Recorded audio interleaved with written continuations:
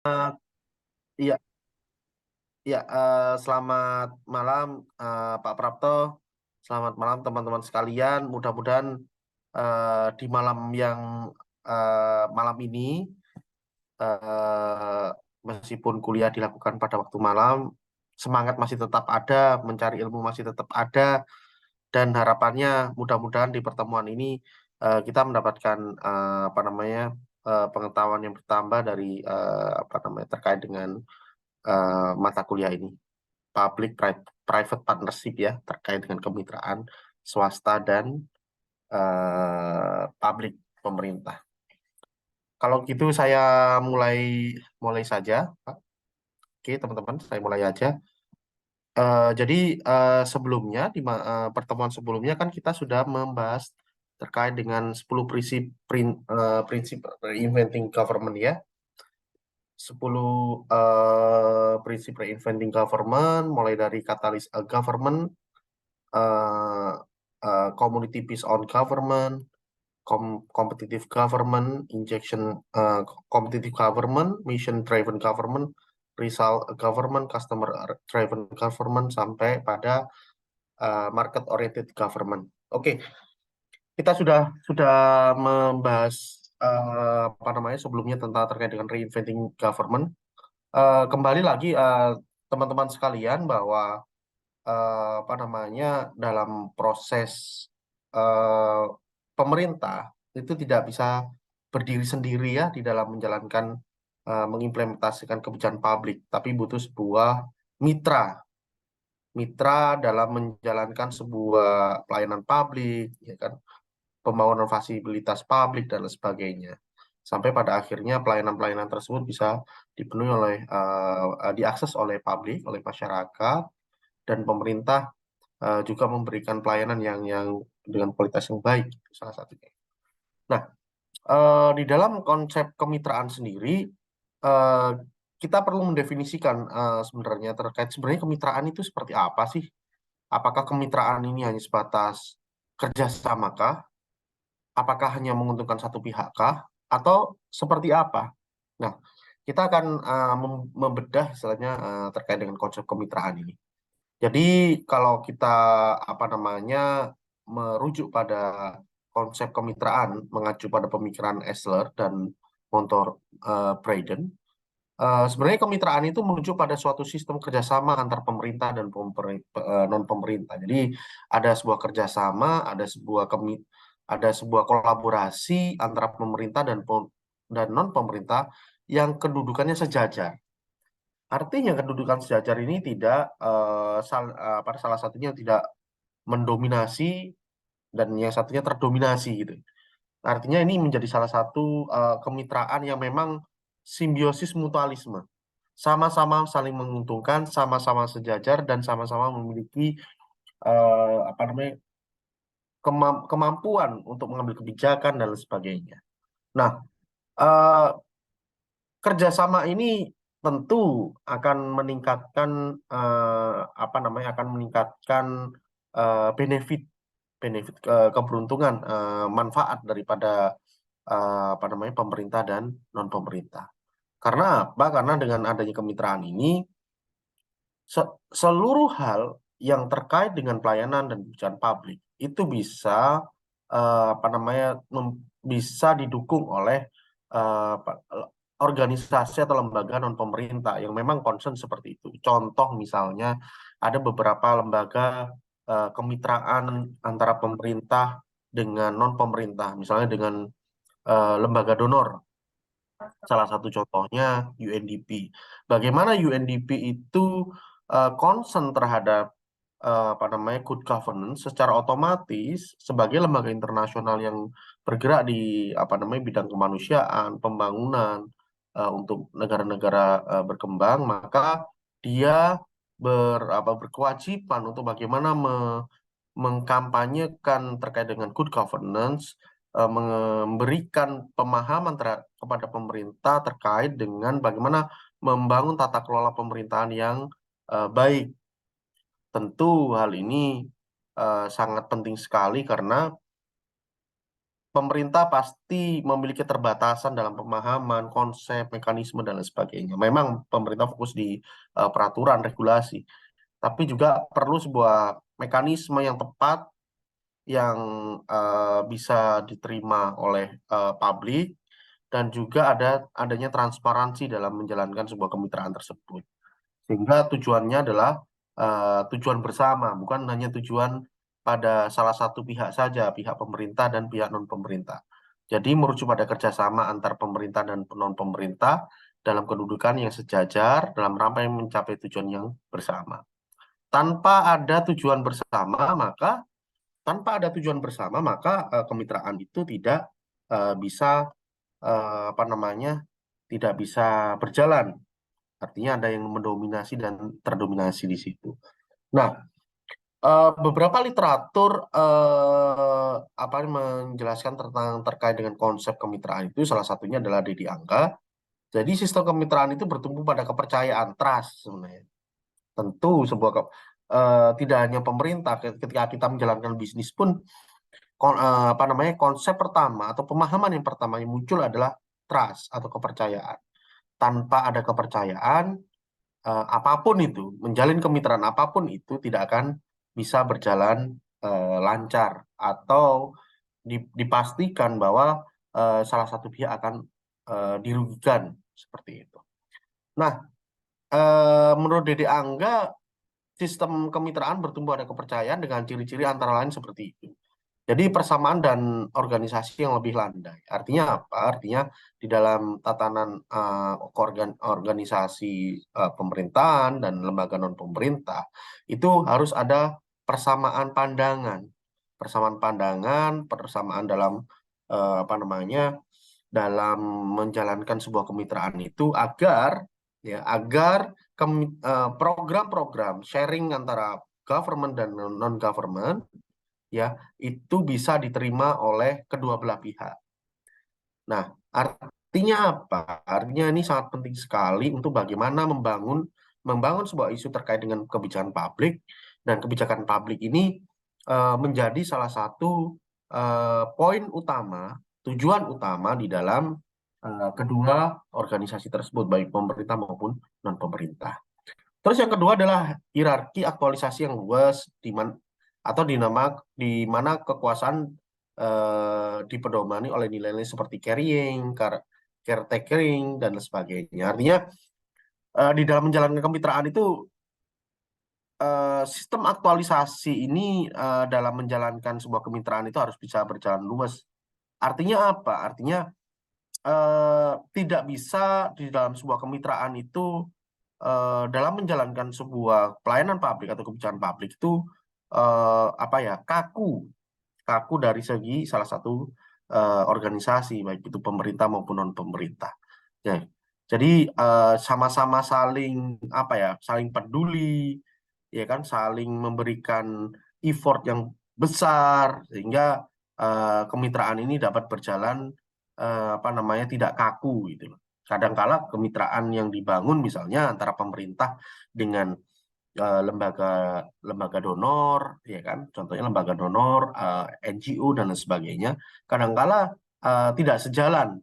Kenapa demikian? Karena hierarki aktualisasi terkait dengan pelayanan publik, kebijakan publik atau isu yang ada di publik itu lebih didominasi oleh salah satu pihak, bisa pihak dari pemerintah maupun pihak dari non pemerintah itu sendiri, bisa lembaga donor, lembaga NGO maupun pihak swasta di perusahaan. Yang ketiga adalah spiritualitas yang berbasis alamiah. Nah, ini jadi semangat dalam sebuah kemitraan itu adalah semangat kebersamaan, semangat untuk membangun bersama di dalam mengembangkan sebuah ide gagasan di dalam isu-isu yang dikembangkan di kemitraan itu sendiri. Jadi semangatnya itu berbasis alamiah, di sini lebih mengarah pada konteks dari isu yang dikembangkan adalah konteks isu yang memang berbasis pada isu yang faktual, ya kan, berbasis pada isu yang faktual. Pun juga ketika kita melakukan sebuah apa namanya, advokasi isu terhadap isu lingkungan misalnya, atau isu terkait dengan pelayanan publik di apa namanya, di masyarakat. Ini juga sangat-sangat penting sekali untuk bagaimana apa namanya, kerjasama itu semangatnya itu berbasis pada konteks daripada isu yang ada. Jadi memang bukan dibuat-buat, atau kemitraan ini hanya menguntungkan saja untuk mendapatkan kucuran dana dan lain sebagainya. Ini tidak akan bisa dilakukan kemitraan apabila berbasis pada apa namanya, tidak berbasis pada fakta. Terus yang berikutnya adalah tingkat kekacauan yang rendah, yang terbentuk dalam sistem. Artinya apa? Di dalam kemitraan pasti orang bermitra itu kan sama-sama menguntungkan, sama-sama mengharapkan sesuatu yang tujuannya adalah mencapai sebuah goals yang bagus sesuai dengan visi dan misi seperti yang kita jelaskan sebelumnya ya.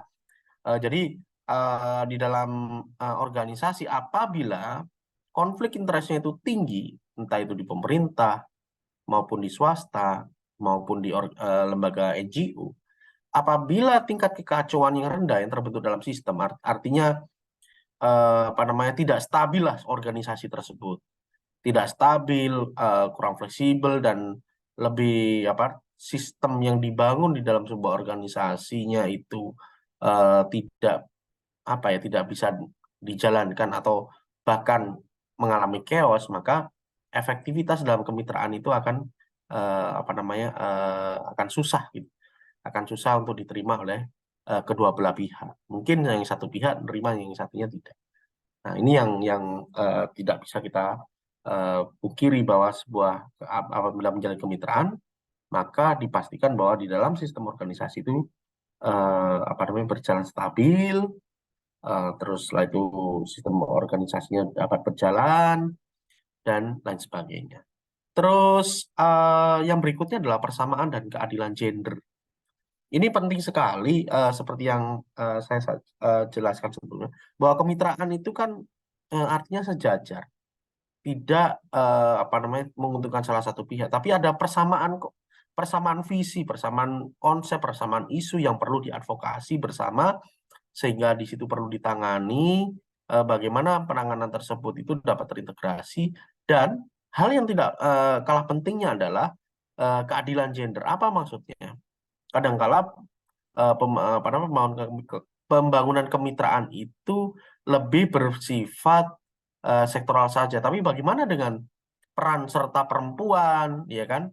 Peran serta perempuan, partisipasi perempuan ini juga sangat penting sekali.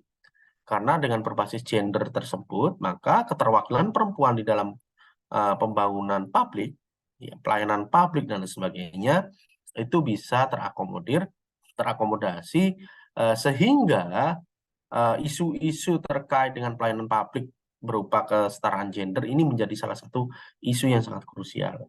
Contoh misalnya, banyak sekali teman-teman sekalian dalam sebuah kemitraan itu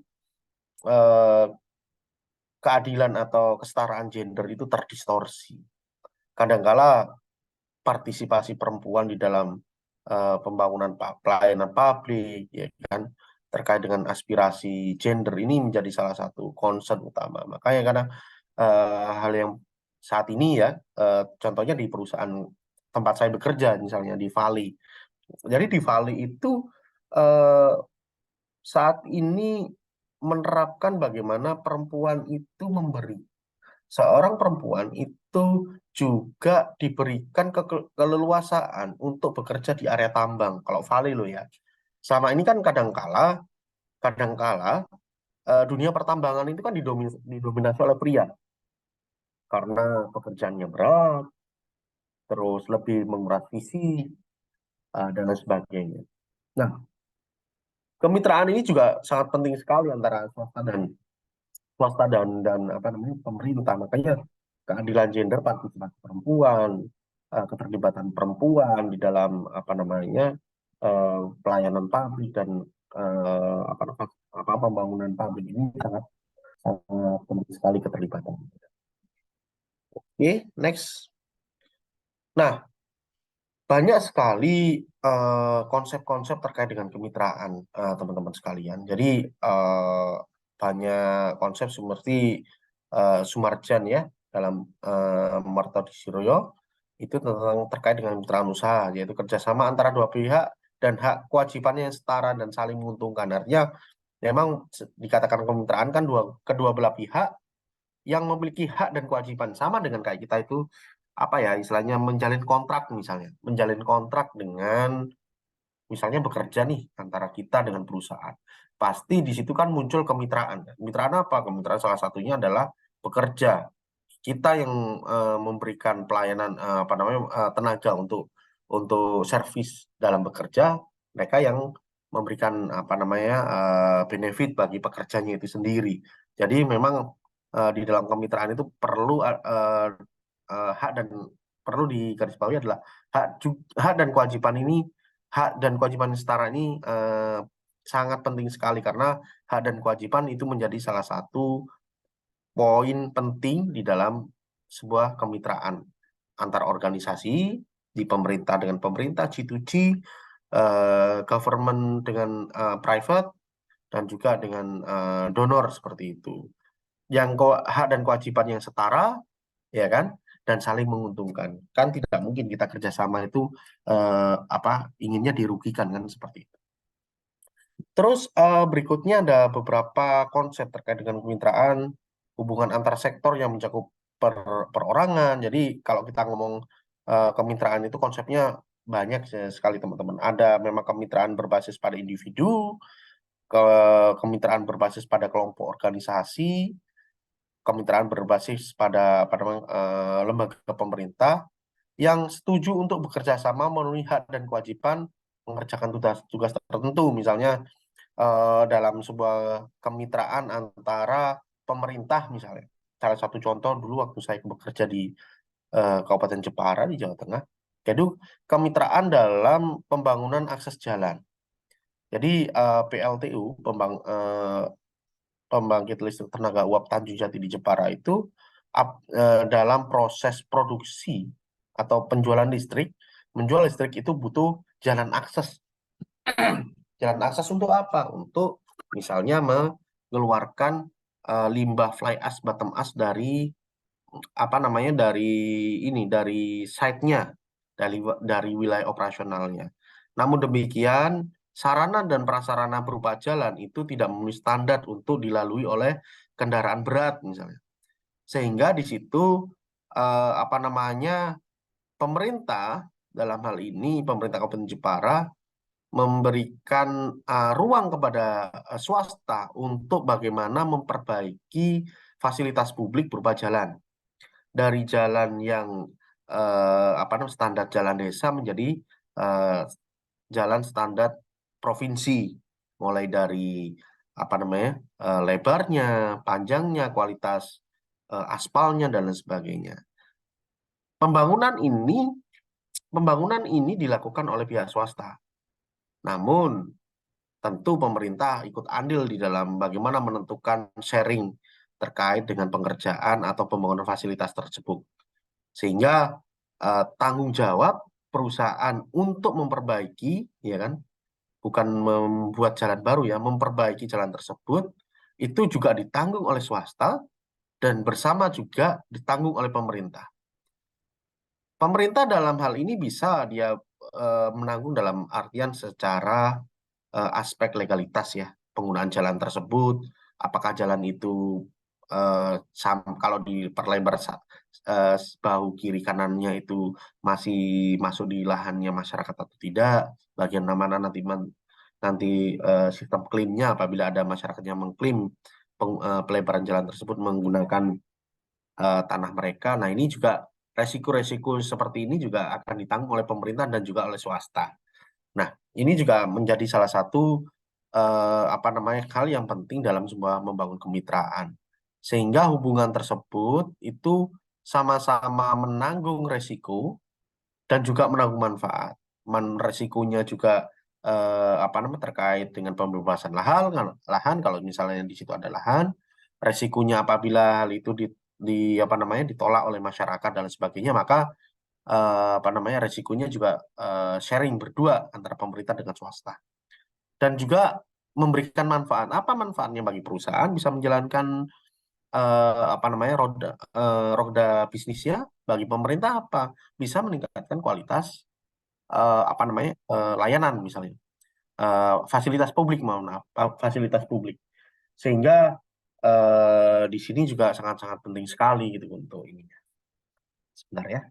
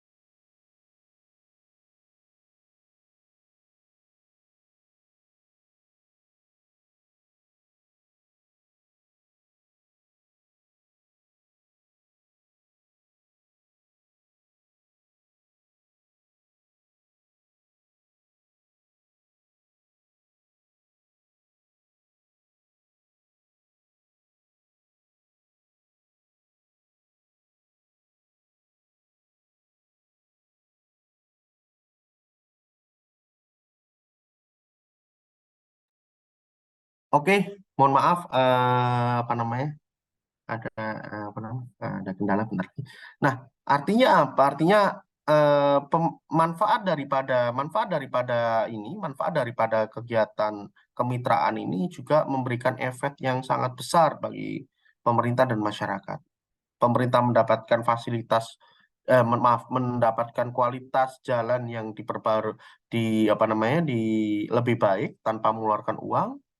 Masyarakat juga mendapatkan keuntungan dengan jalan akses tersebut, bisa apa namanya, istilahnya bisa apa, lalu lintas bisa berjalan lancar, jalan tidak rusak, ekonomi bisa hidup dan sebagainya. Dan eh, dan dalam kemitraan itu pasti dalam perkembangannya perlu sebuah penyesuaian-penyesuaian. Penyesuaian itu dalam artian sesuai dengan konteks yang ada. Jadi di dalam kemitraan itu tidak saklek ya, seperti yang saya jelaskan sebelumnya bahwa harus luas. Artinya apabila di kemudian hari perlu di sebuah kembangkan kemitraan secara jangka panjang, maka di situ perlulah apa namanya, dilakukan sebuah persetujuan terkait dengan kemitraan tersebut apabila terjadi ada perubahan di masa mendatang. Oke, next. Hmm. Oke, jadi begini teman-teman, di dalam sebuah kemitraan itu banyak sekali pendekatan atau konsep ya, konsep kemitraan dan lain sebagainya. Jadi ketika kita bicara tentang terkait dengan kemitraan, itu ada beberapa konsep yang ada, yaitu salah satunya adalah dari perspektif regime teori. Dari apa namanya, dari sudut pandang regime teori ini, ketika kita berbicara tentang konsep kemitraan, itu terkait dengan konsep regime dan pemimpin yang visioner. Artinya sebuah kemitraan itu juga apa namanya, lahir dari sebuah apa namanya, sosok pemimpin yang memang memiliki visi dan misi yang maju ke depan, visioner. Secara otomatis dari konsep ini melihat bahwa sebuah apa ya, sebuah rezim atau sebuah tata pemerintahan di suatu periode tertentu itu ag- pendapat dalam sebuah membangun kemitraan itu pasti, ya kan, pasti melakukan pendekatan sesuai dengan visi dan misi. Contoh misalnya di dalam sebuah konsep kemitraan dulu ya, di zaman Orde Baru, konsep kemitraan yang dilakukan itu melihat bagaimana peran pemerintah misalnya dalam membangun kemitraan itu mengupayakan agar sebuah kemitraan itu sebelum dibangun atau sebelum dilakukan itu lebih dilakukan sterilisasi melalui apa? Melalui sebuah pendekatan stabilitas politik. Karena ini penting sekali apabila sebuah kemitraan itu misalnya nih kemitraan antara pemerintah dengan swasta misalnya investasi atau banyak yang lain misalnya. Apabila stabilitas politik ini tidak apa namanya tidak stabil, tidak lancar, maka kemitraan akan tersendat di situ ya. Nah, di sini ada salah satu pendapat dari Stone mendefinisikan sebuah rejim ini sebagai kelompok informal tetapi relatif stabil yang memiliki akses di dalam sumber daya institusional yang memungkinkan mereka memiliki peranan berkesinambungan dalam membuat keputusan pemerintah. Jadi kelompok informal ini apa namanya, berperan dalam bagaimana membangun sebuah kemitraan, tetapi relatif stabil dalam apa? Dalam mengakses sumber daya institusional, artinya stabil dalam apa namanya membangun kelembagaan di tingkat pusat, di tingkat daerah, sehingga kelembagaan ini eh, berperan penting di dalam apa namanya membangun sebuah kemitraan, misalnya di pelayanan publik dan sebagainya, apa namanya di fasilitas publik, sehingga keputusan-keputusan itu sehingga keputusan-keputusan yang diambil itu berkesinambungan. Jadi tidak hanya pada saat apa namanya ganti ganti orang terus setelah itu ganti ganti ini ya dan ganti kebijakan enggak atau ganti kemitraan tidak. Jadi memang di dalam pendekatan rejim teori ini kelompok kelompok ini ya kelompok yang apa ya istilahnya yang memang sudah disiapkan atau kelompok yang memang ada di dalam sebuah pemerintah maupun di dalam organisasi ya kan, di donor dan sebagainya. Memang dia memiliki akses resource terhadap sumber daya institusional baik itu di level bawah maupun level menengah. Dan sehingga mereka itu memiliki peranan penting. Jadi eh, konsep atau teori rejim ini bagaimana seseorang tersebut atau kelompok itu memiliki akses terhadap sumber daya yang mereka juga memiliki peran penting dalam menjaga dalam apa ya menjaga atau mengawal sebuah keputusan peranan keputusan-keputusan di pemerintah. Misalnya di Orde Baru contoh. Kalau yang tadi saya jelaskan terkait dengan stabilitas ya. Misalnya dulu terkait dengan apa namanya kemitraan antara pemerintah Indonesia dengan FAO, Food Agriculture Organization. Jadi lembaga pangan dunia.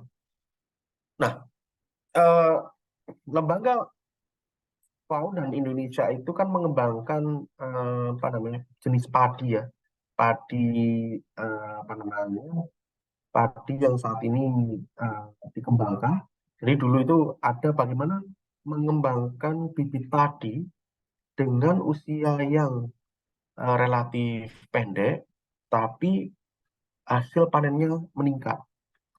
Nah, secara otomatis teman-teman sekalian, pemerintah Indonesia dengan FAO, Food Agriculture Organization atau lembaga pangan dunia di bawah PBB itu menjalin kerjasama antara Kementerian Pertanian dengan FAO itu sendiri untuk mengembangkan apa namanya pertanian varietas padi, ya, varietas padi yang memang bisa memberikan keuntungan yang besar, baik itu keuntungan bagi Indonesia ya mendapatkan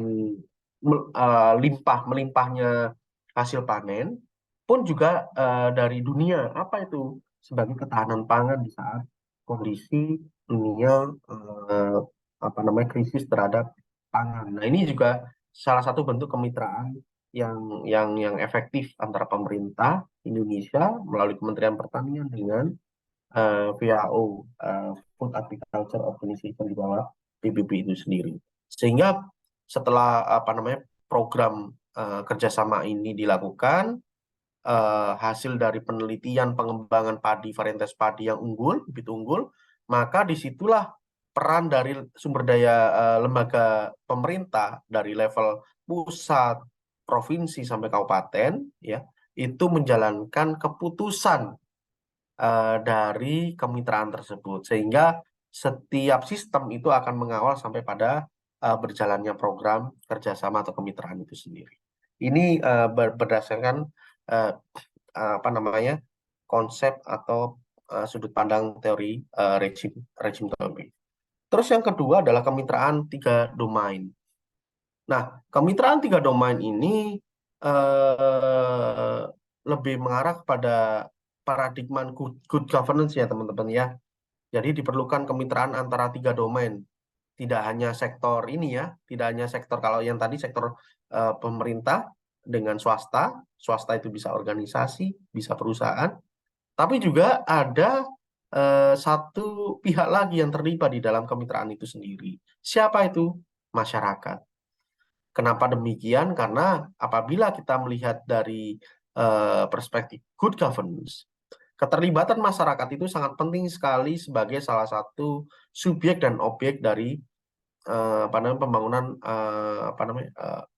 publik ya, pelayanan publik, fasilitas publik, dan berperan serta dalam kebijakan publik itu sendiri. Jadi tidak menjadi domain pemerintah saja dan sektor swasta dan masyarakat menjadi subjek menjadi objek di dalam sebuah produk kemitraan itu, tapi masyarakat terlibat di dalam kemitraan tersebut, sehingga ini yang sangat apa ya, kemitraan yang model 3 domain ini merupakan pendekatan kemitraan yang sangat ideal sekali. Jadi tidak ada apa namanya orang atau pihak-pihak tertentu atau aktor-aktor tertentu yang akan dijadikan objek di dalam kemitraan itu. Nah, dalam konteks kemitraan, kedudukannya pihak itu adalah sejajar, hierarkis. Nah, sehingga apa namanya ini yang sangat penting sekali, sehingga masyarakat itu juga dilibatkan dalam pengambilan keputusan, masyarakat juga dilibatkan di dalam kegiatan, dan ada transparansi untuk seluruh pihak mengetahui, menilai bagaimana sebuah kemitraan ini berjalan. Contoh misalnya, contoh yang terjadi adalah contoh yang saat ini kita kita apa namanya kita lakukan, salah satu contohnya adalah kemitraan di bidang apa namanya mitigasi perubahan iklim. Jadi di tempat saya bekerja itu juga ada salah satu contoh kemitraan 3 domain. Salah satunya adalah pemerintah melalui Dinas Lingkungan Hidup untuk mengembangkan apa namanya terumbu karang, mangrove ya di wilayah Sumbawa itu, karena mangrove ini menjadi salah satu apa namanya tanaman yang sangat sangat sangat penting sekali di saat apa namanya pemanasan global ya kan, pemanasan global, terus setelah itu peningkatan suhu, peningkatan air laut ya kan, sampai pada penyerapan karbon dan sebagainya. Pemerintah concern terhadap bagaimana program mangrove ini menjadi salah satu bagian upaya pemerintah Indonesia dalam apa namanya bertanggung jawab terkait dengan perubahan iklim. Sedangkan dari sektor swasta misalnya, kami dari perusahaan itu juga menjadi salah satu program kolaborasi, itu juga salah satu hal yang penting untuk apa? Untuk bagaimana kita itu mereduce atau mengurangi karbon CO2 kita. Karena seluruh perusahaan di Indonesia wajib untuk menjalankan program low carbon kan. Jadi ada carbon trading istilahnya. Jadi perusahaan itu wajib untuk mengurangi emisi dari kegiatan atau operasional di aktivitas usaha perusahaan itu sendiri. Dan juga ada sektor swasta. Jadi kita juga berkolaborasi nih antara apa namanya pemerintah Kabupaten Dompu, PT Semua Timur Mining dengan masyarakat untuk bagaimana mengembangkan apa namanya program mangrove di wilayah pesisir Pulau Sumbawa sebagai salah satu mitigasi perubahan iklim dari aspek pemerintah, mengurangi karbon CO2 dari aspek kegiatan operasional tambang, dan masyarakat memberikan dan masyarakat apa namanya mendapatkan dampak ya, berperan masyarakat berperan dalam kegiatan tersebut sebagai salah satu upaya masyarakat agar apa namanya mata pencarian berupa ikan, terus apa namanya kepiting dan lain sebagainya eh, bisa bisa apa ya bisa mudah untuk menangkap ikan dan lain sebagainya. Karena biodiversity-nya itu kan kalau di apa namanya keanekaragaman hayati kalau di wilayah apa namanya tembakau itu kan sangat sangat sangat ini sekali ya, sangat besar sekali gitu, multi multi spesies sehingga masyarakat berbondong-bondong ini untuk apa? Untuk mengembangkan budidaya kepiting atau restocking kepiting. Karena ternyata masyarakat di sekitar itu membuka apa namanya istilahnya membuka warung warung makan ya untuk wisata. Jadi selain apa namanya untuk kebutuhan konsumsi dirinya sendiri, tapi juga untuk dijual dan juga menjadi salah satu planning kegiatan ekoturism di masyarakat. Sehingga masyarakat juga mendapatkan dampak positif di bidang ekonomi, lingkungan dan lain sebagainya. Nah, seperti itu kalau dari kemitraan tiga domain itu sendiri. Untuk jadi untuk dapat membangun hubungan kemitraan yang hierarkis atau apa namanya sejajar dituntut perubahan pada tiga dimensi secara stimulan yang bersinggungan yaitu dimensi struktural, fungsional dan kultural. Dimensi struktural ini lebih mengarah pada apa namanya uh,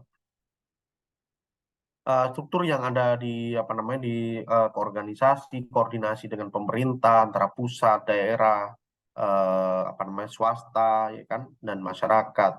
Dan bagaimana apa namanya stimulan ini mereka tiga tiga domain ini juga berfungsi sesuai dengan fungsinya, berfungsi sesuai dengan perannya misalnya nih dari pemerintah seperti apa, dari swasta seperti apa, dan dari masyarakat seperti apa. Namun begini teman-teman, dimensi kultural itu salah satu dari tiga dimensi itu ya yang menjadi stimulan kemitraan bersih. Ada salah satu yang sangat sulit untuk dirubah.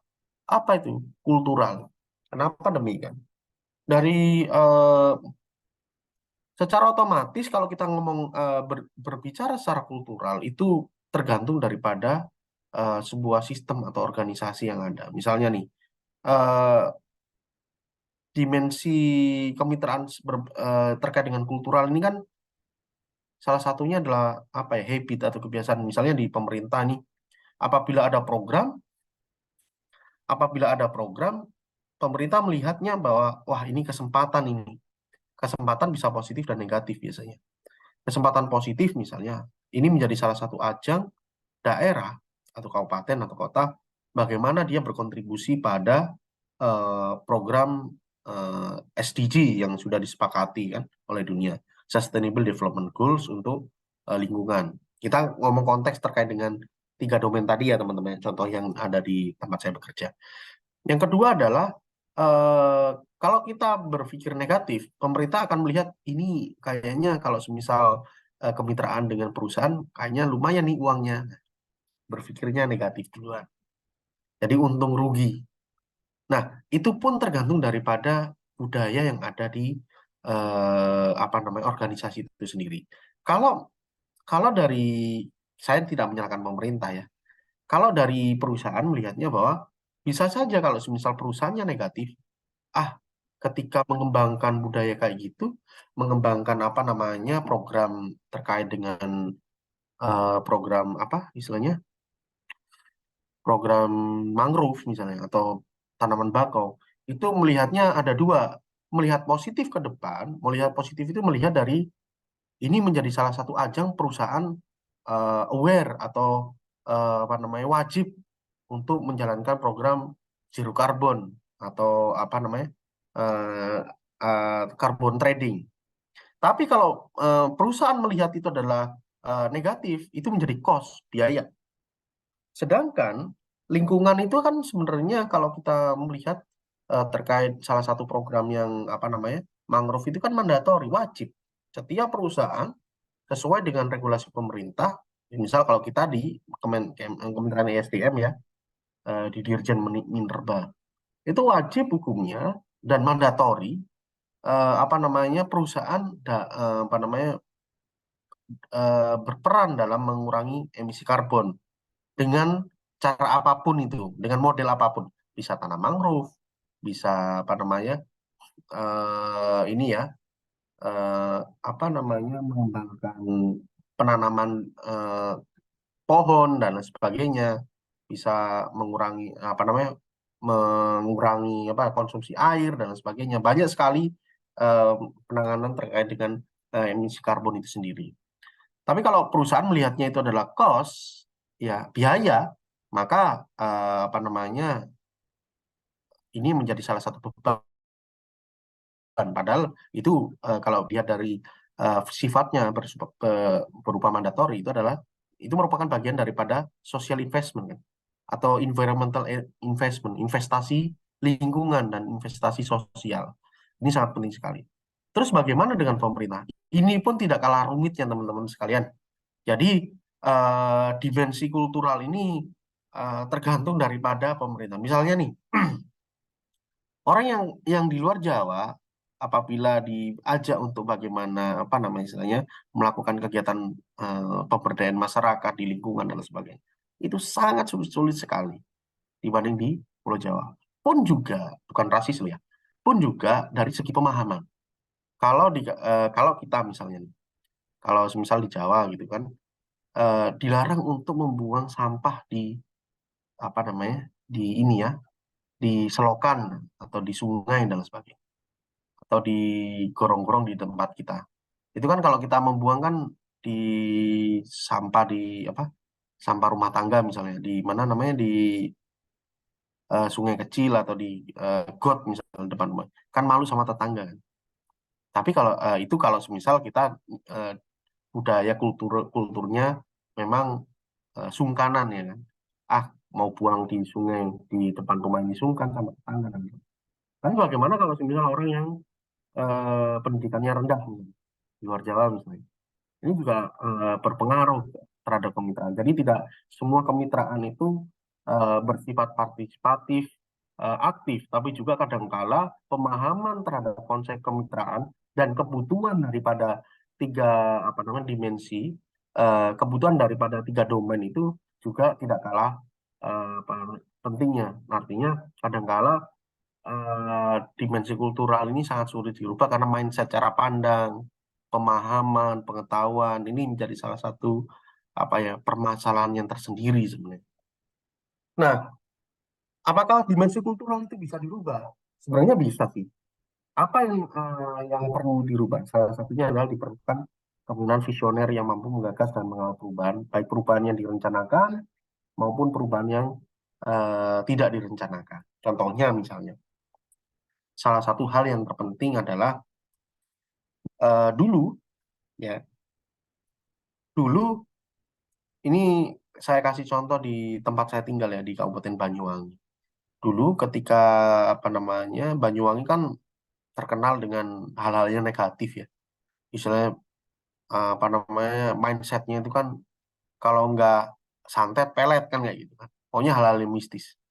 Nah, pada saat bupati sebelumnya, mohon maaf ya, saya bukan kampanye, yang memiliki yang sudah pengalaman di tingkat nasional sehingga dia mencalonkan jadi Bupati Banyuwangi, dia berpikir bagaimana mindset masyarakat luar melihat Banyuwangi itu tidak negatif, melihat Banyuwangi itu tidak mistis, tapi bagaimana merubah hal-hal yang negatif itu menjadi positif, sehingga pemerintah yang pada saat itu berpikir untuk secara budaya masyarakat apa namanya kalau di Banyuwangi kan ada beberapa suku ya, ya beberapa sub-suku yang bukan sub-suku, sub-budaya yang memang itu menjadi jualannya Kabupaten Banyuwangi, misalnya suku Osing misalnya. Apa itu? Ya salah satunya adalah kesenian budaya. Ada tari-tarian yang dulu memang jarang sekali pementasan budaya itu dilakukan. Maka untuk mengembangkan tradisi dan budaya itu, pemerintah Kabupaten Banyuwangi bekerja sama dengan lembaga nasional, ya, pemerintah pusat lewat Kementerian Pariwisata dan didukung oleh UNWTO, United Nation apa namanya Tourism, ya, lembaga pengembangan turis di seluruh dunia itu untuk membranding Banyuwangi dari yang positif menjadi negatif. Artinya apa? Artinya dari aspek apa namanya pemerintah pusat dan pemerintah daerah mendukung mengembangkan budaya Banyuwangi, dari swasta salah satunya adalah lembaga internasional di bawah UN, United Nation atau PBB mendukung untuk memberikan apa ya pendidikan, mengembangkan, merebranding dan sebagainya, mengemas sampai dari masyarakat itu saat ini terlibat di dalam kegiatan kemitraan itu sendiri. Misalnya, bayangkan teman-teman sekalian, ada festival di Banyuwangi itu minum kopi cuma 10.000. Dan hal ini kadangkala kan, ah kopi mahal kayak gitu, harganya ya secangkir kecil kok harganya 10.000. Ternyata di Banyuwangi itu ada branding kopi namanya kopi lanang ya. Kopi yang memang beda ya, yaitu apa ya hibridas apa ya kopi hasil dari persilangan antara Arabica dengan Robusta yang dikembangkan di salah satu lereng Ijen di Banyuwangi yang itu rasanya beda dengan kopi-kopi yang lain. Sehingga banyak turis domestik maupun nasional ingin mencoba sekaligus sekaligus ditontonkan misalnya nih dengan budaya tarian Banyuwangi, terus pentas senilang yang lainnya yang apa ya seorang minum kopi 10.000 tapi dia mendapatkan sebuah pertunjukan tradisi, apa namanya masyarakat itu menikmati komoditas pertanian berupa kopi hasil Banyuwangi, ya kan? Dan mereka itu masyarakat terlibat di dalam apa namanya event-event tertentu, event tersebut. Nah, ini salah satu contoh bagaimana kemitraan di bidang pariwisata ya yang dilakukan oleh Kabupaten Banyuwangi, UNWTO sama masyarakat sekitar. Nah, seperti itu. Jadi memang mengubah kultural ini butuh pemimpin yang visioner ya untuk menggagas dan mengawal perubahan. Baik itu yang direncanakan untuk jangka panjang dan maupun perubahan yang tidak direncanakan misalnya seperti itu. Mungkin ada pertanyaan dari teman-teman sekalian. Saya buka sesi tanya jawab dulu ya, Pak Prapto.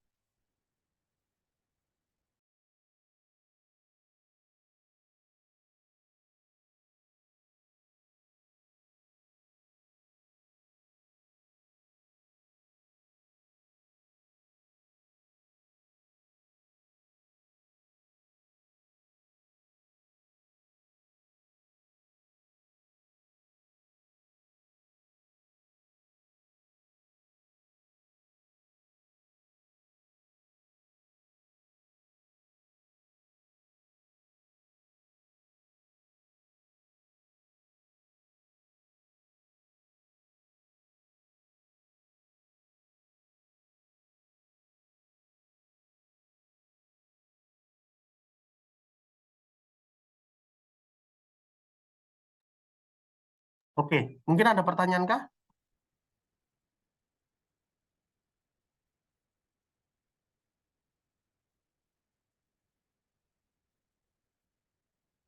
dari teman-teman mungkin?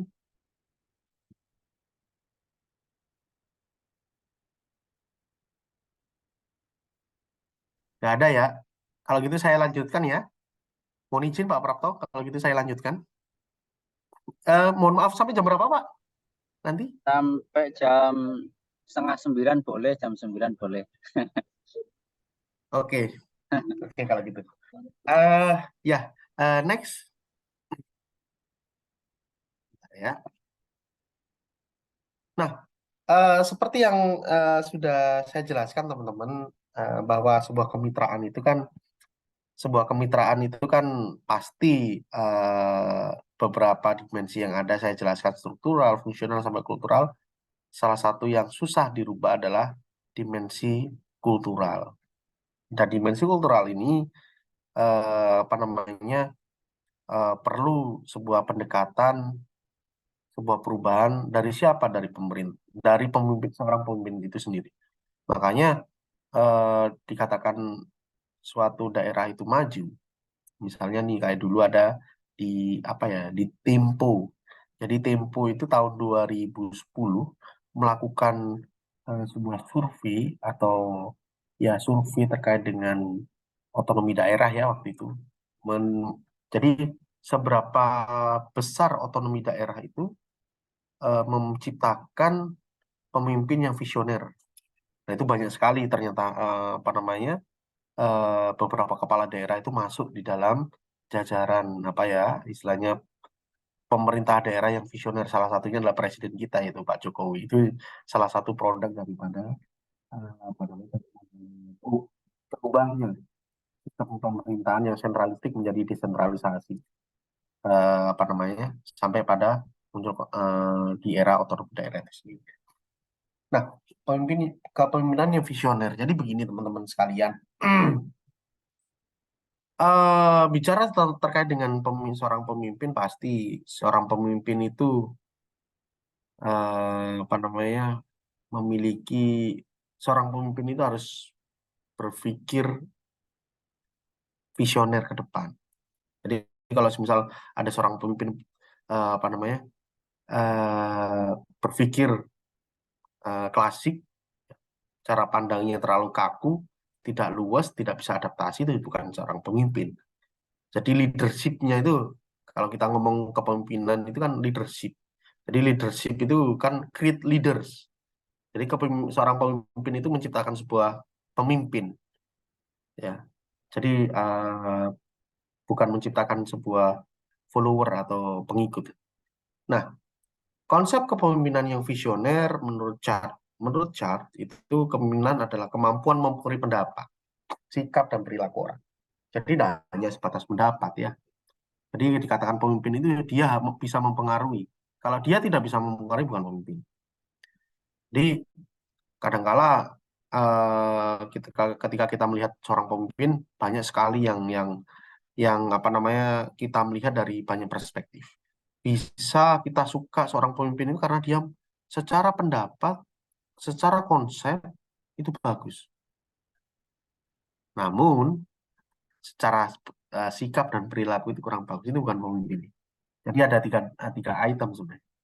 Jadi dia bisa mempengaruhi dengan pendapatnya, dengan sikapnya, dan dengan perilaku kepada orang lain sehingga orang itu ikut, ya kan? Orang tersebut ikut terpengaruh di dalam oleh seorang pemimpin itu sendiri. Hal ini berarti bahwa setiap orang mampu mengatur dan mempengaruhi orang lain untuk mencapai tujuan bersama, dapat berfungsi sebagai pemimpin. Jadi hal yang paling penting adalah bagaimana seorang pemimpin itu mempengaruhi pendapat, sikap, dan perilaku. Pendapat bagaimana menyampaikan sebuah pendapat, opini, visi, dan misinya ke depan. Sikap bagaimana dia itu menjalankan sebuah roda pemerintahan dan sebagainya. Bahkan perilaku bagaimana dia itu menjalankan roda kepemimpinan ini eh, memberikan ruang memberikan ruang kepada eh, masyarakat dan ya staf yang ada di bawah sehingga dia memunculkan sebuah inovasi yang bagus. Pendekatan-pendekatan ini yang kadang-kala jarang sekali kita dapatkan ya, khususnya di apa namanya pada era-era ini karena banyak sekali pemimpin khususnya di maupun ya bupati maupun wali kota itu kadang-kala tidak memiliki ini ya kepemimpinan yang visioner. Semua itu sudah tersandra oleh kepentingan partai politik, kepentingan pribadi dan sebagainya. Sehingga hal ini kadang-kala sering terjadi ini ya, sering terjadi pelanggaran terhadap kekuasaan, kontrol terhadap kekuasaannya itu rendah, ya kan, sikap yang arogan, melihat bahwa sebuah pemerintahan inilah sebagai bupati misalnya atau kepala daerah itu bahwa ketika saya jadi bupati malah seenaknya sendiri menjual menjual aset dan sebagainya. Ini juga menjadi salah satu kadang-kala kita saat ini krisis di dalam kepemimpinan yang visioner. Nah, namun demikian dalam perkembangannya kepemimpinan visioner juga tidak mengalami krisis besar. Pasti ada beberapa pemimpin yang memiliki visioner di level di pemerintah daerah ya, baik itu skala kabupaten, skala kota ya kan maupun skala provinsi misalnya. Sehingga seorang pemimpin itu juga mencapai tujuan bersama dapat berfungsi sebagai pemimpin. Jadi seorang pemimpin tidak dia jalan sendiri, tapi juga dia harus melibatkan seluruh sektor di masyarakat, terus OPD-nya untuk apa? Menjalankan visinya. Visi dengan apa? Visi sesuai dengan apa yang menjadi pada saat dia ikut serta dalam konstelasi politik pilkada itu sendiri. Nah, ini yang sangat penting sekali untuk bagi seorang pemimpin yang memiliki kepemimpinan yang visioner. Terus ini dari pendapatnya Kartini Kartono bahwa pemimpin adalah pribadi yang memiliki kecakapan khusus dengan atau pengangkatan resmi dapat mempengaruhi kelompok. Jadi seorang pemimpin juga harus memiliki kecakapan, sikap, pengetahuan, sikap dan perilaku itu perlu sebuah sebuah apa ya, sebuah dorongan yang memang seorang pribadi itu memiliki apa ya, jiwa kecakapan dan apa namanya, dan seorang pemimpin juga sangat sangat perlu sekali untuk diangkat secara eh, terlegi- terlegitimit ya, jadi terlegitimasi oleh apa namanya, oleh ini ya, oleh undang-undang dan lain sebagainya, sehingga di situ tidak mengangkat dirinya sendiri. Jadi seorang pemimpin memang diangkat oleh masyarakat, diangkat oleh apa namanya, komunitas, ya kan, di dalam institusi itu, sehingga dia layak untuk memimpin sebuah roda organisasi maupun masyarakat. Nah, banyak sekali definisi daripada kepemimpinan situ. Ada yang menyampaikan seni mempengaruhi orang lain untuk mengarahkan kemampuan mereka. Kemampuan mereka loh ya, bukan kemampuan dia, tapi kemampuan mereka. Jadi pun juga seorang pemimpin ini pasti dia berpikir visioner, berpikir bagaimana dia keterlibatan dengan masyarakat sebagai yang dipimpinnya dan memberikan sebuah apa ya, memberikan sebuah kontribusi yang besar bagi masyarakat terkait dengan apa yang kebijakan-kebijakan yang dia pimpin untuk meningkatkan kesejahteraan di masyarakat itu sendiri. Jadi berdasarkan beberapa pendapat ya teman-teman ya, dari Kartini Kartono dan beberapa pendapat, kalau kita intisarikan bahwa seorang pemimpin adalah orang yang memiliki posisi tertentu yang hierarkis dalam organisasi. Artinya di dalam seorang pemimpin itu memiliki apa ya, ujung tombak ya istilahnya, memiliki posisi terkhusus yang memang dia berperan untuk melit atau memimpin sebuah organisasi. Di dalam sebuah organisasi itu ada instrumen di dalamnya, ada staff dan lain sebagainya yang nanti akan membantu menjalankan visi dan misinya, dan dia harus membuat perencanaan, mengorganisasi, mengawasi serta memberikan keputusan yang efektif. Jadi kalau kita eh, melihat lebih jauh, seorang pemimpin juga dia perlu untuk membuat perencanaan. Dia harus, bukan perlu lagi, dia harus membuat perencanaan, pengorganisasian, dan pengawasan, serta keputusan efektif. Sama dengan apa yang saya jelaskan di awal ya, bahwa mempengaruhi pendapat, sikap, dan perilaku orang. Instrumen untuk mempengaruhi pendapat, sikap, dan perilaku orang lain butuh sebuah tools, ya kan? Butuh sebuah alat. Jadi alat itu apa? Apabila seorang pemimpin kepala daerah misalnya, salah satu apa ya, yang saya contohkan itu di salah satu kabupaten ya, di mana ya? Oh, di Lumajang.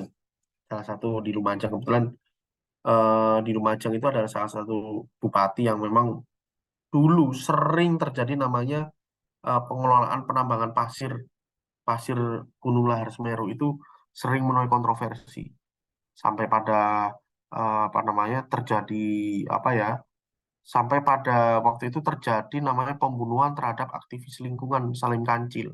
Karena apa? Karena salah satu lemahnya seorang pemimpin dalam menghadapi sebuah apa ya istilahnya bisnis tambang pasir, ya pasir lahar Semeru itu dari Gunung Semeru itu, yang dia tidak memiliki kecakapan dalam memimpin. Sehingga dengan perjalanan perubahan ada dalam konstelasi politik pemerintahan, maka eh, pem- salah satu pemimpin yang di sana membuat sebuah perencanaan bagaimana sih bahwa membangun sebuah apa namanya perencanaan apa namanya pengelolaan tambang tapi ramah lingkungan, masyarakat terlibat dan masyarakat eh, ikut mengawasi di dalam proses bagaimana investasi tambang pasir itu dilakukan di apa namanya di Kabupaten Lumajang itu sendiri. Nah, ini salah satu apa namanya hal yang sangat penting sekali, teman-teman, seorang pemimpin yang memang harus membuat perencanaan yang bagus, planning yang bagus, dan bagaimana melibatkan sebuah instrumen di dalam sebuah pemerintahan itu turut serta untuk apa? Untuk mencapai sebuah visi dan misinya seperti itu. Nah, seorang pemimpin selalu melibatkan orang lain dan oleh karena itu dapat dikatakan bahwa di mana ada pemimpin, maka di sana pengikut harus dapat mempengaruhi bawahannya untuk mencapai tujuannya. Pasti. Makanya banyak quote misalnya ada apa namanya kata-kata mutiara ya. Jadi leadership ya, kepemimpinan itu lahir seorang dikatakan pemimpin itu creating leader. Jadi leadership is the creating leader. Kepemimpinan itu adalah bukan bukan hanya apa dikonotasikan negatif mempengaruhi orang sehingga dia menjadi followernya enggak, tapi menciptakan sebuah leader, menciptakan sebuah pemimpin baru. Tujuannya apa? Untuk memberikan pengaruh lagi kepada apa? Kepada masyarakat yang sekitar, bawahannya, dan lain sebagainya. Sehingga disitulah yang disebut dengan pemimpinnya visioner dan efektif di dalam menjalankan sebuah kepemimpinan di dalam organisasi. Nah, kembali lagi tujuan kepemimpinan adalah mempengaruhi organisasi lain dalam hal ini karyawan atau bawahan mencapai misi dan misi organisasi. Sama dengan misalnya saya nih saya posisi sebagai di perusahaan ya, ini ngomong perusahaan apa namanya di Departemen Community Relation, saya memiliki tim di dalamnya eh, sesuai dengan KPA, Key Performance Indicator, bahwa saya harus memberikan kontribusi yang bagus di dalam sebuah perusahaan. Secara otomatis, instrumen yang saya pakai di bawah saya adalah tim saya.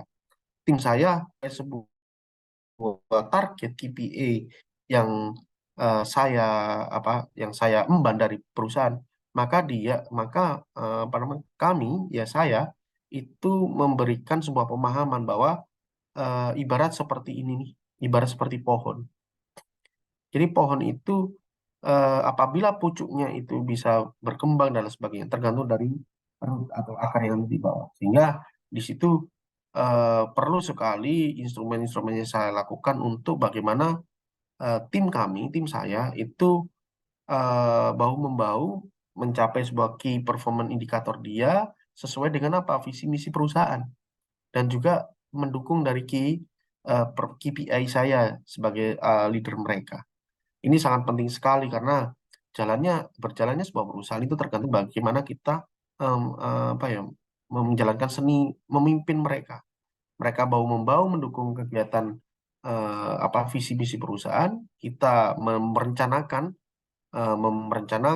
ya kan, melakukan misalnya merencanakan sebuah program, mengorganize mereka bagaimana menjalankan sebuah program tersebut diawasi sehingga apa? Sehingga tujuan visi misi dari perusahaan itu bisa tercapai atau organisasi itu bisa tercapai.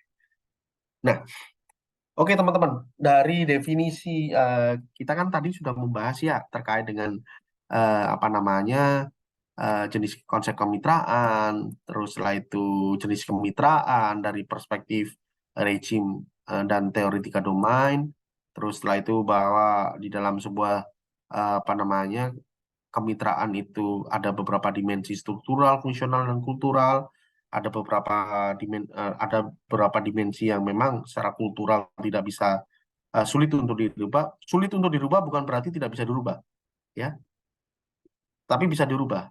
Nah, sehingga di sini ada cara bagaimana merubah tersebut sampai muncul dari kepemimpinan visioner. Dan seperti apa sih kepemimpinan visioner dan tujuannya itu untuk apa? Nah, dari konsep tersebut ada pertanyaan nggak teman-teman? Ayo saya buka untuk tanya jawab dulu.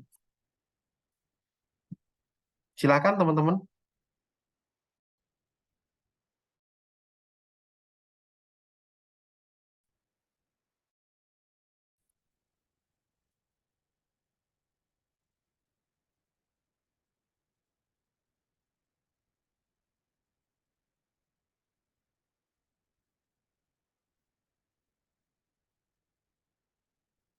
Mungkin ada pertanyaan?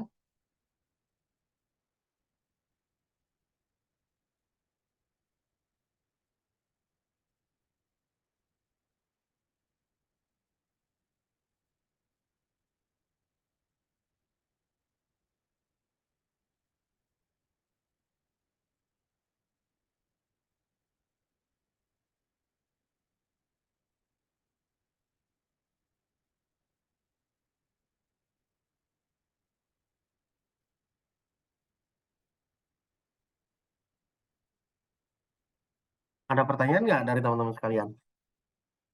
Monggo silakan. Atau nggak ngerti? Atau aduh ngantuk ini.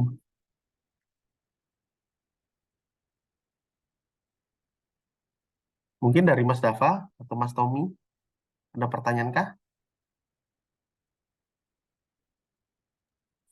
Mas Tommy mau bertanya. Ditunjuk aja, Pak. Ya,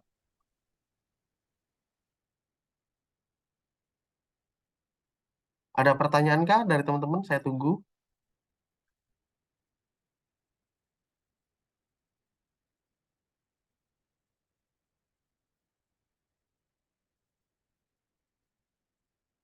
Atau ada pertanyaan dari Afifa, Ana, atau Alif?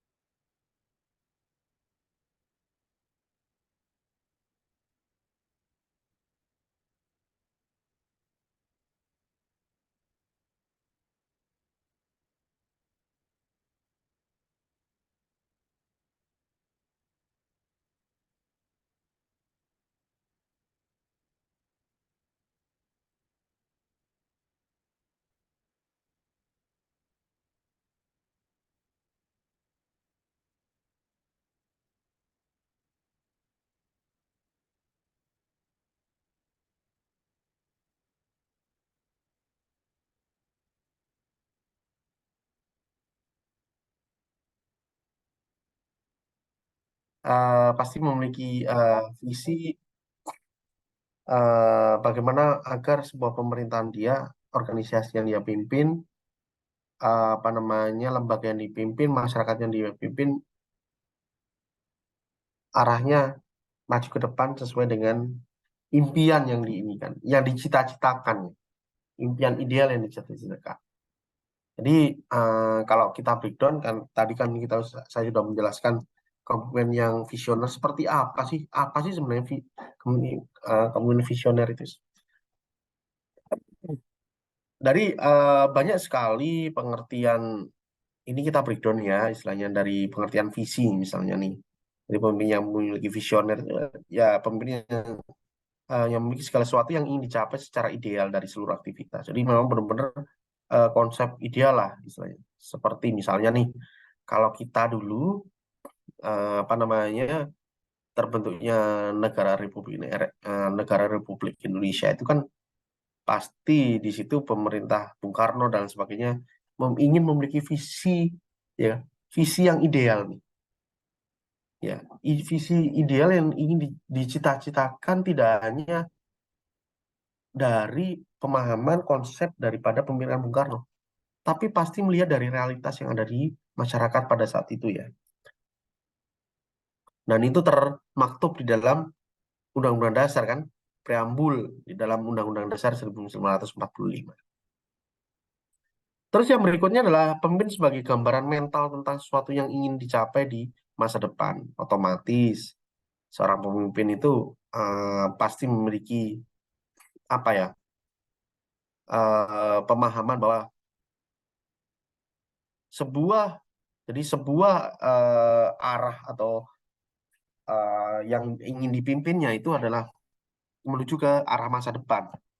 Misalnya nih sebagai gambaran mental ya, mental dalam artian bagaimana sih approach atau pendekatan atau kemampuan dari seorang pemimpin itu untuk mencapai sebuah masa depan, ya kan? Misalnya contohnya saat ini Presiden Jokowi ya, pasti apa namanya dia akan berpikir bagaimana sih gambaran sebuah Indonesia itu masa depan itu seperti apa sih, ya kan? Pasti dia memiliki visi ke depan untuk bagaimana memberikan akses ya sebesar-besarnya tidak hanya di pulau perkembangan ekonomi, pertumbuhan ekonomi dan fasilitas infrastruktur tidak hanya di Jawa saja, tapi juga di luar Jawa misalnya.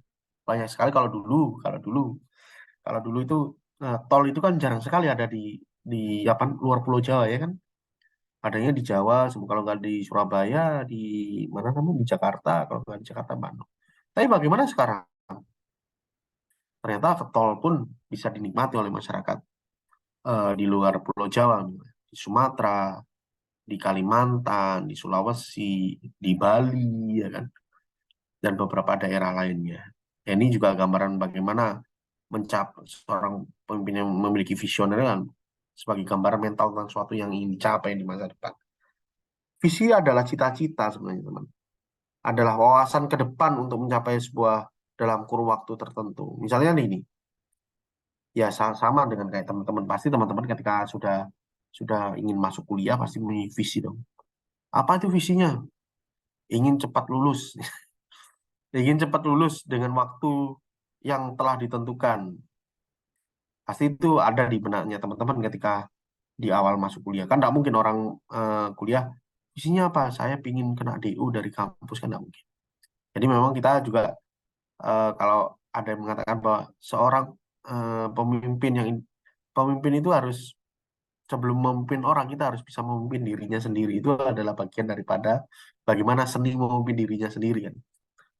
Nah, eh, visi juga bersifat kearifan institutif yang menyentuh hati dalam menggerakkan jiwa yang berbuat. Misalnya ada ada salah satu teman saya dulu yang memang berlatar belakang keluarga kurang mampu, jadi sempat kuliah waktu bersama saya gitu kan. Visinya cuma satu, saya pingin hidup saya pingin hidup supaya saya pingin masa depan saya tidak seperti bapak saya atau orang tua saya. Jadi setelah saya gali bagaimana orang tuanya dia sebagai tukang beca dan lain sebagainya kan harus apa namanya kadang kala mendapatkan apa uang kadang tidak sampai hal-hal yang sangat menyedihkan gitu. Jadi dia itu mencoba bagaimana sih merubah hidup saya, hidup yang serba kekurangan menjadi bisa hidup layak kan kayak gitu. Jadi ternyata merubah sebuah hidup itu yang paling efektif itu adalah dengan jalan pendidikan. Karena pendidikan memberikan keleluasaan untuk bagaimana kita itu naik ya, naik untuk bisa mendapatkan akses di kehidupan yang layak. Meskipun di dalam pendidikan itu, apakah orang sekolah itu menjamin untuk layak? Ya enggak. Tapi dengan adanya sekolah, dipastikan probabilitasnya untuk hidup layak itu ada. Jadi salah satu teman saya itu ketika kuliah, saya kepingin supaya nasib saya tidak seperti bapak saya, gitu. Seorang tukang beca, ya kan, kerja serabutan di pasar dan sebagainya. Sampai pada dia memiliki visi, saya harus lebih sukses, saya harus lebih layak hidupnya, dan saya harus fight, lebih kerja keras daripada bapak saya. Dan itu menjadi cambuk ya, menjadi cambuk bagi dia untuk bagaimana mencapai visi dia agar masa depan ya dan cita-citanya itu bisa tercapai. Artinya apa? Visi itu bersifat kearifan intuitif yang menyentuh hati dan menggerakkan jiwa untuk berbuat. Jadi bisa berbuat dalam artian untuk dirinya sendiri, dan juga misalnya nih salah satu pemerintah daerah yang melihat bagaimana apa namanya anak-anak kecil yang memang tidak sekolah pada waktu itu dia belum menjabat menjadi kepala daerah, ya hanya sebagai tukang bisnis saja, melihat oh begitu begitu misal di Jember gitu, begitu susahnya anak-anak yang apa namanya ditinggal orang tuanya untuk menjadi TKI, dia anaknya tidak mendapatkan pendidikan yang layak. Dari situlah maka visi itu melihat daripada kenyataan yang ada di lapangan, kondisi yang sehingga kondisi tersebut menyentuh hatinya sehingga dia menggerakkan jiwanya untuk berbuat lebih baik. Itu juga salah satunya bisa berasal dari situ. Tanpa visi yang jelas, organisasi akan berjalan tanpa arah, berputar, dan tidak menuju sasaran, dan akhirnya punah. Banyak sekali teman-teman yang apa namanya, yang hal ini terjadi misalnya. Salah satu contoh ya teman-teman ya. Salah satu contoh. Hal yang paling kecil adalah sebentar. Mungkin teman-teman pernah mendengar handphone produk Nokia. Jadi produk Nokia itu waktu zaman saya, ya kan, waktu saya kuliah itu SMA kalau nggak salah. SMA sampai kuliah, jangan kuliah S1, itu produk handphone yang mendominasi di Indonesia, bahkan di seluruh dunia itu adalah Nokia. Karena apa? Karena Nokia ini sistem untuk menggunakan HP waktu itu sangat mudah, bahkan tidak ada saingannya pun, ya. Produk yang memiliki saingan, yang misalnya ada Sony Ericsson dan lain sebagainya, Sony Ericsson itu sempat kalah dengan apa namanya, dengan Nokia kan. Nah, dalam perkembangan sebentar, dalam perkembangannya ternyata sistem ternyata sistem sebuah usaha atau organisasi, di dalam organisasi itu ya, itu pun harus bersifat adaptasi ya, adaptif terhadap lingkungan yang ada di sekitar. Jadi tidak bisa nih seorang pemimpin yang pemimpin sebuah organisasi itu seperti kacamata kuda nih, lurus saja tanpa melihat kanan kiri, kondisi belakang depan seperti apa gitu. Dan tidak bisa adaptif terhadap lingkungan sekitar. Sehingga dalam perkembangannya Nokia ini sudah memproduksi apa namanya merek handphone Nokia, mulai Nokia apa namanya yang HP-nya besar panjang ya kan, yang besar di sana ya. Ada yang kecil, ada yang medium, ada yang bentuk ketupat, ada yang buat nge-game dan lain sebagainya. Dalam perkembangannya ternyata ada sebuah perubahan model aplikasi di dalam handphone itu sendiri. Ya, salah satunya adalah menggunakan sistem Android.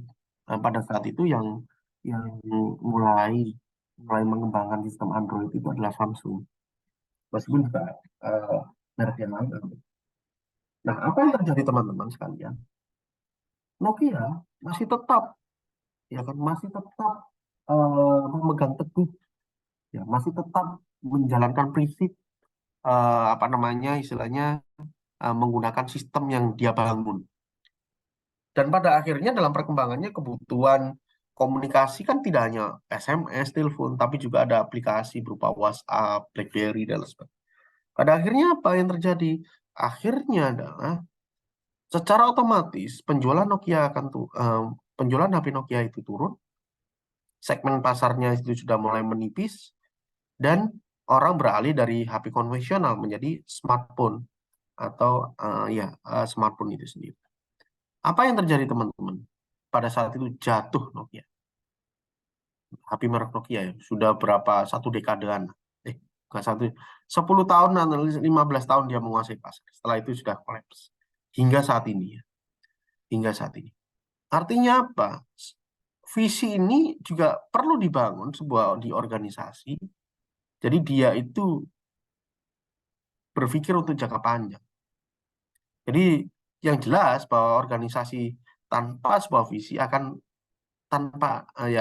organisasi itu tanpa visi ya arahnya nggak jelas, berputar-putar, dia tidak inovatif dan akhirnya punah seperti Nokia itu sendiri. Begitu juga dengan pemerintah ya, perlu sebuah visi ke depan untuk bagaimana membangun sebuah daerah, membangun sebuah masyarakat yang memang yang satu dia harus adaptif, visioner, dan bersifat jangka panjang atau masa depan. Ini yang sangat penting sekali. Nah, banyak sekali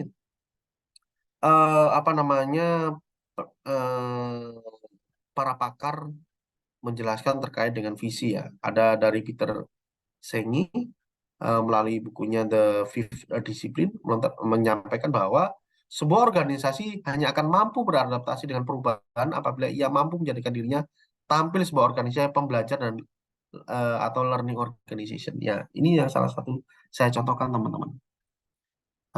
Salah satunya adalah produk Nokia itu sendiri. Nokia tidak hanya kita ngomong produk ya, tapi sebuah entitas perusahaan.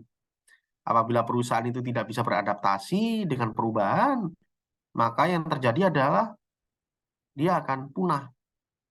Karena apa? Karena tujuan daripada sebuah adanya organisasi itu bukan hal yang sangat disakralkan. Karena organisasinya dinamis, butuh sebuah pembelajaran, butuh sebuah adaptasi, sehingga dari adaptasi itu bisa survive. Makanya ada kata-kata dari salah satu ilmuwan ya, survival of the fittest ya.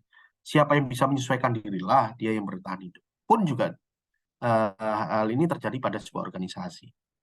Jadi sebuah organisasi itu perlu sebuah pendekatan sebagai organisasi pembelajaran supaya dalam prosesnya itu juga bisa mampu beradaptasi dengan lingkungan yang ada.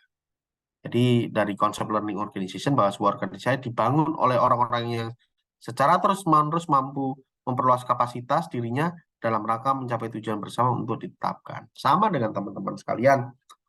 Jadi apabila teman-teman itu berkecimpung di organisasi, entah itu di kampus, entah itu di masyarakat dan sebagainya, apabila teman-teman istilahnya berkecimpung di dalam sebuah organisasi, maka perlu sebuah niatan, perlu sebuah cita-cita visi ke depan yang dibangun bersama dalam mencapai tujuan organisasi yang telah ditetapkan. Nah, mungkin sebuah organisasi, misalnya Karang Taruna, itu dibangun atas dasar satu orang saja menetapkan sebuah visi misi. Pasti tidak. Visi misi sebuah organisasi itu perlu didiskusikan, meskipun setiap pemahaman pemikiran dan pemahaman pemikiran di anggota itu berbeda-beda. Tapi ada salah satu tujuan apa itu? Yaitu salah satu untuk bagaimana mencapai sebuah masa depan organisasi ini bisa cerah ke depan, bisa beradaptasi, bisa memberikan effort atau dampak effort kepada masyarakat banyak, ya kan, di dalam kehidupan bermasyarakat dan berbangsa dan bernegara. Oke, untuk nextnya, nah, jadi masuk di dalam konklusinya teman-teman ya. Jadi kepemimpinan visioner adalah pola kepemimpinan yang ditunjukkan untuk memberi arti pada kerja usaha yang perlu dilakukan. Jadi seorang kepemimpinan visioner itu dia tahu pola memimpin, kondisinya seperti apa, dan bagaimana cara kerjanya. Jadi tidak hanya pola bagaimana dia memimpin, tapi cara kerja juga penting. Cara kerja dan usaha yang dilakukan bersama-sama oleh para anggota perusahaan dengan cara memberi arahan, maka dengan kerja dan usaha yang dilakukan berdasarkan visi yang jelas. Jadi pada dasarnya dalam menjalankan kepemimpinan, pola kerja dan usaha itu perlu untuk di-share bersama-sama. Jadi seorang pemimpin nggak bisa nih, seorang pemimpin harus, kamu mengerjakan ini, kamu mengerjakan ini, nggak seperti itu. Jadi seni pola kepemimpinan itu adalah bagaimana dia itu memberi contoh sebenarnya. Memberi arti, memberi contoh pada kerja dan usaha yang dilakukan bersama-sama. Jadi hal ini yang penting. Jadi beda ya antara pemimpin leader dengan bos. Kalau bos, ya kan, kalau pemimpin itu mengajak para apa namanya timnya untuk sama-sama bagaimana membangun organisasi ini maju ke depan. Itu pemimpin. Tapi kalau bos, dia tidak mau. Bagaimana dia hanya sebatas memanfaatkan staf di bawahnya untuk keuntungan pribadinya. Untuk apa? Agar pemimpin itu mendapatkan keuntungan yang lebih dari apa? Memeras stafnya di bawah. Sehingga ini yang membedakan mana pemimpin, mana bos. Apalagi kepemimpinan visioner seperti ini ya. Jadi bersama-sama anggota organisasi atau perusahaan dengan cara memberi arahan dan makna pada kerja dan usaha yang dilakukan berdasarkan misi-misi yang jelas. Jadi tanpa visi, organisasi itu tidak terarah, masa depan bisa saja punah, masa depannya tidak ada. Dan tanpa pemimpin yang visioner, visi tanpa kepemimpinan yang visioner itu akan pincang sebenarnya. Karena visi ini perlu dikembangkan oleh pemimpin yang visioner supaya gagasan ini bisa terwujud sesuai dengan arah dan tujuan yang baik. Dengan apa caranya? Bersama-sama oleh anggota di organisasi itu sendiri. Oke, ada pertanyaan nggak teman-teman sekalian?